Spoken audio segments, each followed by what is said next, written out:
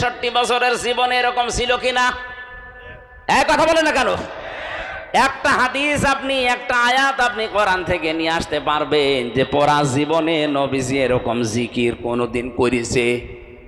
নবীজি যেটা করে নাই, কোন কারণে আপনি এটা বানিয়ে মানুষের ভেতরে ইবাদত বলে চালাচ্ছেন বলেন?